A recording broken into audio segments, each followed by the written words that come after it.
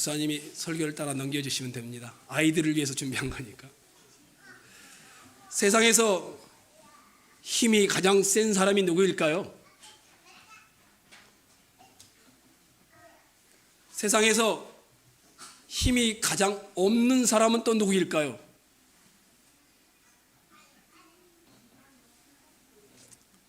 여러분은 왜 예뻐지려고 하시나요? 왜 공부를 더 잘하려고 하나요? 왜 돈을 더 많이 벌어 부자가 되려고 하나요? 아마도 세상에서 힘이 센 사람이 되고 싶기 때문에 그럴 것입니다. 예뻐지는 것도, 공부를 잘하려고 하는 것도, 돈을 많이 벌어 부자가 되려고 하는 것도 그런 이유 때문일 것입니다. 혹시 이 영화를 봤을까요? 코바디스라는 영화입니다. 아주 옛날 영화이죠. 근데 명작 중에 하나입니다. 이 영화의 마지막 장면은 대단히 인상적입니다. 네로 황제가 로마에 불을 지르고 예수 믿는 자들이 불을 질렀다라고 소문을 퍼뜨렸습니다.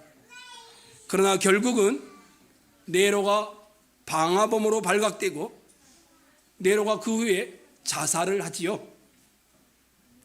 이런 상황에서 네로 황제를 대신해서 로마의 황제로 추대되어 오는 갈바 장군이 로마로 진입을 하면서 군대를 쭉 보면서 마지막 장면이 등장합니다.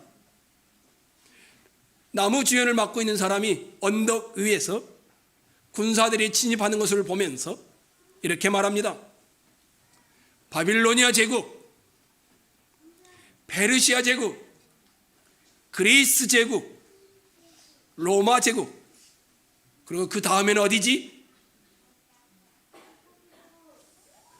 이것은 앉아있는 영화를 보고 있는 관객들에게 역사는 어디로 흘러가고 있는지를 묻는 질문입니다. 바빌로니아 제국에서 페르시아 제국으로, 페르시아 제국에서 그리스 제국으로, 그리스 제국에서 로마 제국에 이른 역사가 어디를 향해 가고 있는지를 묻는 것이지요. 역사는 어디를 향해 가고 있을까? 여러분에게 누군가 물어본다면 뭐라고 대답하시겠습니까? 왕들과 황제들을 넘어서서 이 땅을 넘어서서 역사는 그리스도께서 다스리는 나라로 나아가고 있다. 이것이 아마 신자의 대답일 것입니다. 이단 때문에 우리는 잘 사용하지 않지만 새하늘과 새 땅, 신천지, 황제들의 나라를 넘어서서 그리스도께서 이루시는 신천지의 나라로 나아가고 있다. 이게 맞을 겁니다. 오늘 본문은 여러분과 저에게 그 한 토막의 이야기를 해주고 있습니다. 오늘 본문을 자세히 보면 제일 힘이 센 사람이 누구로 나오냐면 황제가 나옵니다. 제일 힘이 약한 사람이 누굴까요? 어린 아기 예수입니다. 둘을 대조해서 정확하게 표현하고자 하고 있습니다. 예수님이 어린 아기로 이 땅에 오셨을 때 그때의 로마의 황제는 아구스도라고 합니다.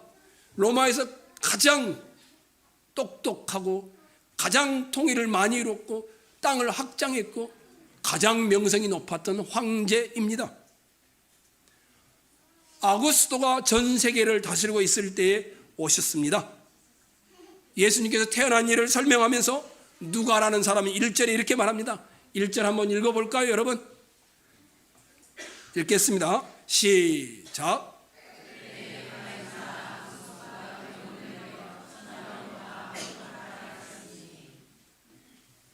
가이사 아구스도가 천하를 다 통일하고는 이제는 각기 고향으로 와서 호적을 해라, 황제의 명령이 내려진 것이었습니다.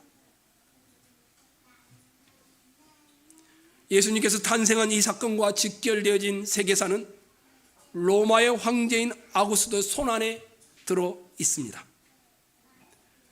아구스도 황제는 주전 BC죠. 63년에 태어나 AD 서기 14년까지 로마를 통치했던 왕입니다. 꽤 오랜 기간이죠. 이 아구스도 황제는 전쟁을 정말 많이 했고요. 그리고 로마의 장군이었던 폼페이우스가 예루살렘을 공격해서 예루살렘을 망가뜨리고 하나님의 성전인 예루살렘 성전을 완전히 파괴해버렸던 그 해에 태어났습니다.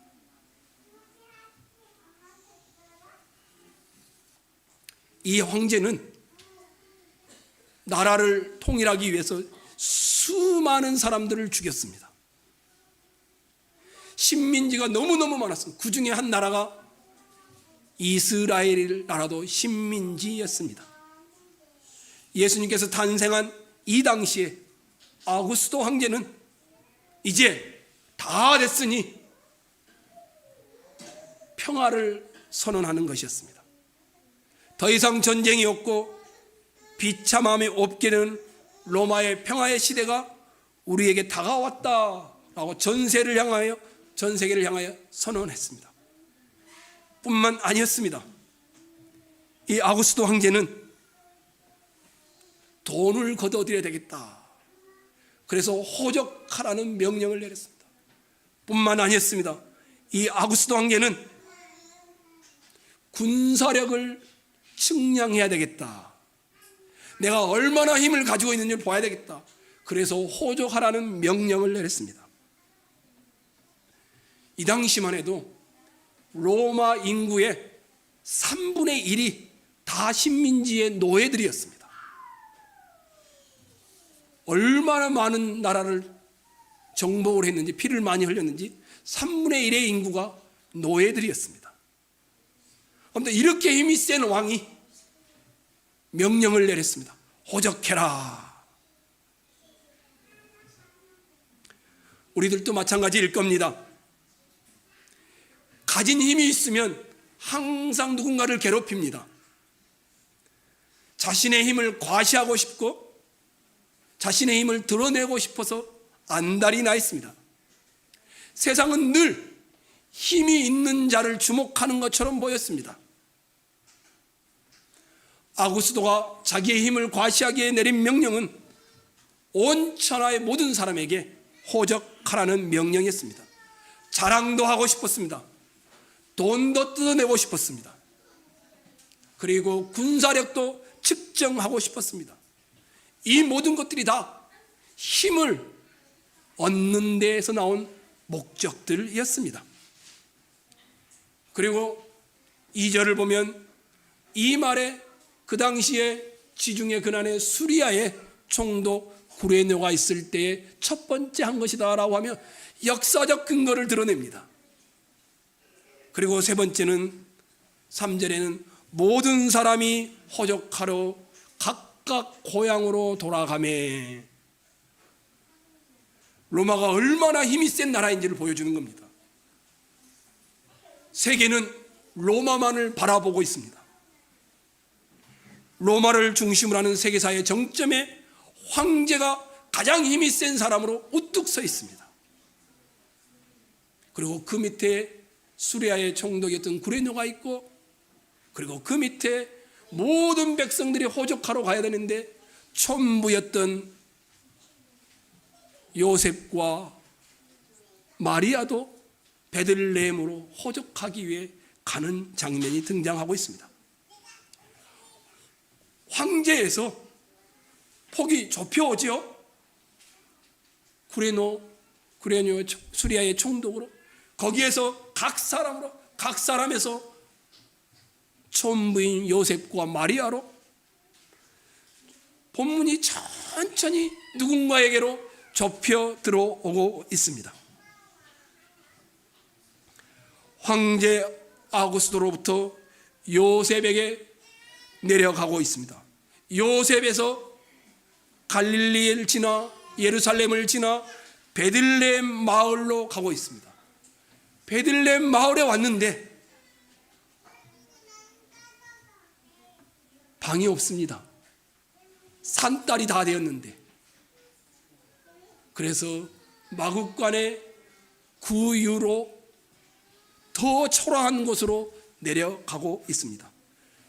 남자들의 세계에서 여자의 세계로 떨어지고 있습니다. 어른들의 세계에서 한 아기에게로 시선이 좁아지고 있습니다. 누가라는 사람은 의사인데 어린 아기 예수의 탄생을 어떻게 하면 초라하고 보잘것없는 것인지를 묘사하기 위해 이렇게 말하고 있습니다. 황제가 있습니다. 총독이 있습니다. 각 사람들이 있습니다.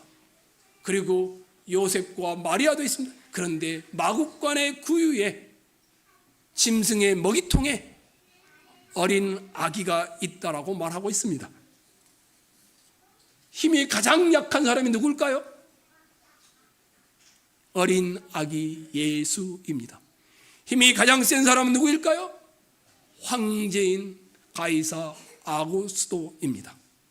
아기로 오신 예수, 여물통 위에 놓여있는 집혀 있고 그 예수, 마구간 구유에 누이신 예수, 세상을 구원할 자가 황궁에 태어난 것이 아니라 마구간의 구유에 누여있는 모습을 보여주고 있습니다.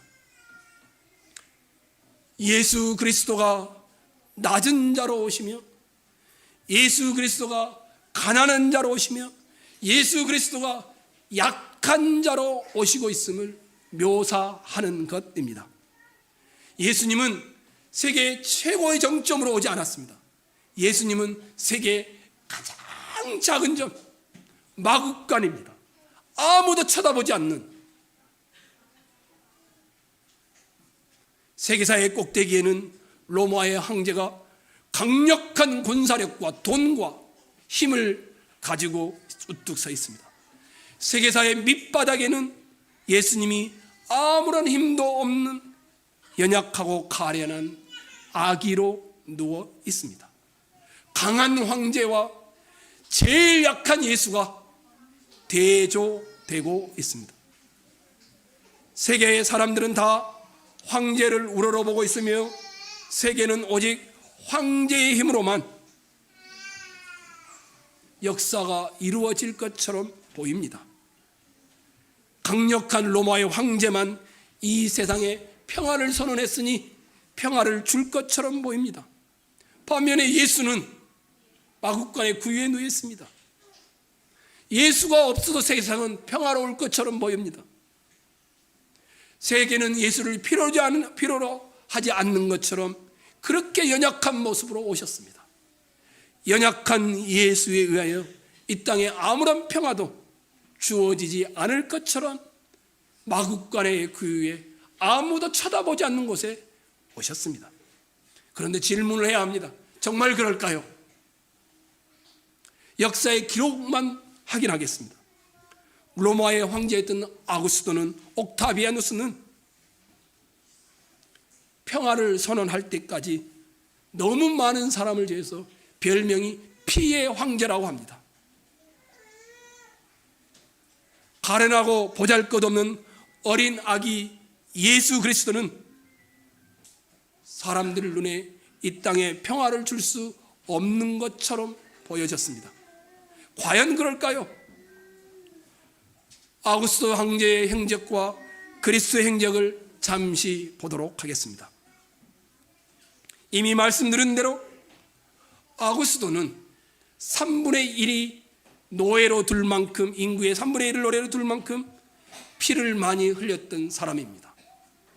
반면에 예수 그리스도가 오셨는데 예수 그리스도는 세계를 살려내는 분이다라고 묘사합니다. 누가복음 1장을 여러분 한번 보겠습니다. 1장 79절입니다. 성경을 한번 찾도록 하겠습니다. 1장 79절을 읽겠습니다. 1장 79절입니다. 시작.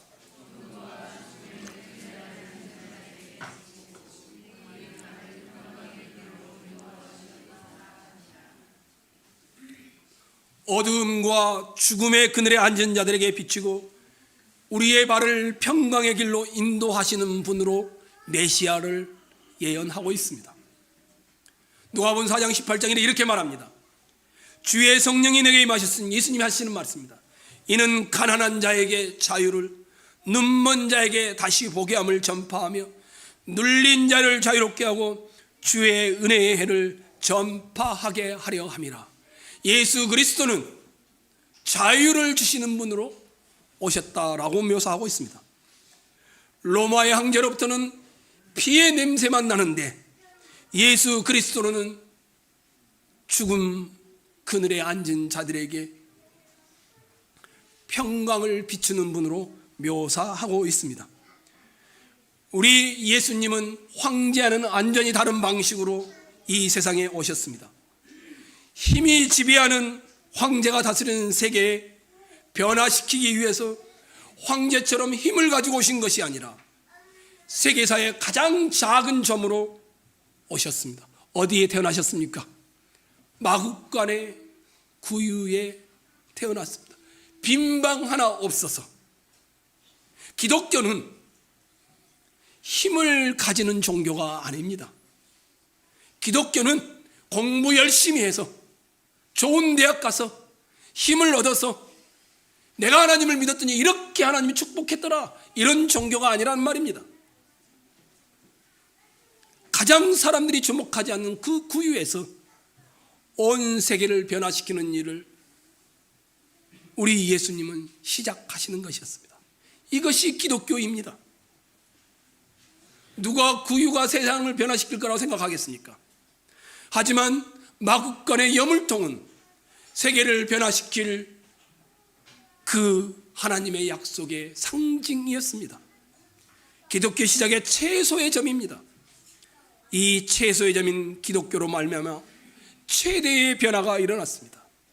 예수께서는 작은 자로서 큰 자를 변화시키시며, 예수께서는 낮은 자로서 높은 자를 변화시키시며, 예수께서는 가난한 자로서 부유한 자를 변화시키는 분입니다. 로마의 황제는 이스라엘 예루살렘에 왔을 때 사람들을 죽였고 성전을 파괴했고 모든 것을 다 부숴버렸습니다. 무력으로 지배했습니다. 하지만 예수님께서는 십자가로 로마를 지배하게 되어집니다. 로마의 무력은 정치적으로 유대를 다스렸지만 예수님의 은혜의 복음은 영적으로 로마를 다스리는 것이었습니다. 아무리 강한 힘을 가진 황제라도 예수를 이기지 못합니다. 약한 예수는 강한 황제를 변화시킬 수 있습니다. 그리스도의 평화는 자기를 낮추고 남을 높임으로써, 자기를 약하게 하고 남을 강하게 함으로써 이루어지는 평화입니다. 우리 예수님께서는 이와 같이 약하신 분으로 강한 자들을 변화시키는 일을 하셨고, 그것이 바로 구유였고 나중에는 십자가이셨습니다.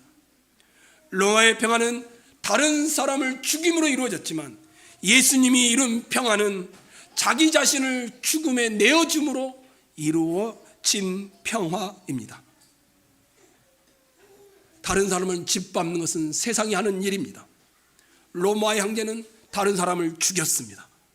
예수님은 자신을 죽임으로 세상을 구원하는 일을 하셨습니다. 약하고 가난한 예수께서 가장 우리 같은 사람을 강하고 부유하게 만드시기 위하여 그렇게 낮아지신 것이었습니다. 그렇다면 여기 계신 여러분, 성탄절을 맞이하는데 여러분이 믿는 기독교는 어떤 기독교이며 여러분은 어떤 예수를 지금 환영하고 계시나요? 우리는 우리가 낮아짐으로 다른 사람을 부욕해 하는 일에 참여한 자들인 것을 기억하시기 바랍니다. 낮아지고 다른 일을 부욕해 하는 것이 능력 있는 그리스도인의 일입니다. 그리스도인의 능력은 높아지는 것이 아니라 신병을 체험하는 것이 아니라 치유의 능력을 가지는 것이 아니라 자기가 어떠한 형편에 있든지 자기 주위의 사람들을 부욕해 하는 일을 하는 것이 그리스도인의 능력입니다. 이게 어린 아기로 오신 예수를 통하여 우리가 배우게 되는 내용입니다. 그런데 죄송하지만 여기 앉아 계신 여러분을 포함해서 오늘날의 한국 기독교는 항상 힘을 추구했습니다. 더 많은 것, 더 커지는 것, 더 힘이 센 것, 성도들에게도 그걸 가르쳤습니다. 그러니 코로나가 오고 환란이 오니 힘을 잃어버렸습니다. 힘을 갖고 싶어하는 것은 모든 사람에게 늘 있는 유혹입니다. 더 많은 것을 갖고 싶어합니다. 더 많은 데 올라가고 싶어합니다. 그래서 십자군이라는 전쟁도 생겨났고 종교 재판소들이 설치되었고 흑인들이나 인디언들을 노예화시켰습니다. 그들은 기독교인이었으면서도 기독교를 이용하여 힘을 그렇게 드러내었던 것입니다. 우리 예수님이 오신 이 성탄절날 우리가 해야 될 일은 목소리에서부터 힘을 빼는 일입니다. 우리 예수님이 오신 이 성탄절날 여러분과 제가 해야 되는 힘을 가지는 일이 아니라 힘을 빼는 일을 해야 하는 것입니다. 힘없고 가난한 예수 그리스도를 따른다라고 자처하는 우리들이 그 힘 때문에 예수 그리스도가 가는 길을 걷지 않고 있습니다. 높은 곳에는 하나님의 영광이 있지 않습니다. 세상에 성공이 있습니다. 힘이 있는 곳에도 성공이 있습니다. 성경은 우리에게 그렇게 말하지 않습니다. 여러분은 마국간에 오신 예수 그리스도를 믿으십니까? 정말 믿으십니까? 그게 기독교임을 믿으십니까? 그러면 오늘 여러분의 처지에서 성탄절에 해야 될 일은 힘을 빼는 일입니다. 세상 사람들은 황제의 길을 살기 위해 몸부림치고 있습니다. 자신들을 강하게 하게 하여 다른 사람을 약하게 만드는 일을 위하여 살아가고 있습니다. 기독교는 뭡니까? 자신을 낮춤으로 다른 일을 부욕해 하는 일을 위하여 살아가는 존재들입니다. 여러분에게 묻겠습니다. 성탄절에 예배하러 나오신 여러분, 마국간의 구유에 오신 예수 그리스도의 길을 함께 가시렵니까? 다시 처음 던졌던 질문을 떠올려봅시다. 바빌로니아, 페르시아, 그리스, 로마, 그 다음에 역사는 어디로 갑니까? 신자는 이렇게 되어갑니다. 그리스도께서 완성하신 나라를 향하여 가고 있다. 그러면 우리는 이 역사 속에 성탄절을 맞이해서 뭘 해야 합니까? 더 강해져야 합니까? 아닙니다. 고린도후서 8장 9절에 나오는 대로 우리를 부욕해 하기 위하여 자기를 낮추신 예수 그리스도를 따라 더 낮은 데로 가야 할 것입니다. 로마 황제가 상징되는 강한 힘이 지배하는 이 세상에 그리스도의 십자가로 여러분과 제가 서 있기를 소망합니다.